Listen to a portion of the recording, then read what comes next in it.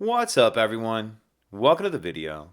Today we're going to take a look at how to replace the battery in this Cadillac ATS smart key remote fob. This Cadillac ATS key fob is going to use replacement battery CR2032, and I'll put a link in the description box of this video to where you can find these replacement batteries if you're in need. The other thing I'm going to be using to change this key fob battery is a flathead screwdriver. So the first thing I'm going to do is grab the key fob and remove the emergency key that's in the bottom of it. That's done by pressing this button on the side of the fob that my thumb's on, and then the emergency key will pull out like that. We can just set that to the side.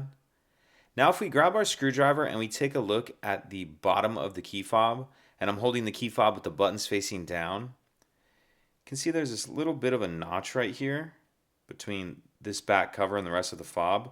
What I'm going to do is put my screwdriver in that notch like that, and then I'm just going to twist the screwdriver, and as I do that you can see it pops that back cover up. Go ahead and pull the back cover off, and then we see our replacement, or our old battery right here rather. Go ahead and use your screwdriver to get under the edge of the battery and pop it out of that holder.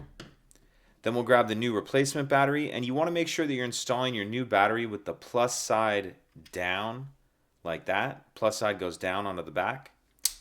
Snap that into place. Then we can snap the back cover on, slide our emergency key back in, and that's it.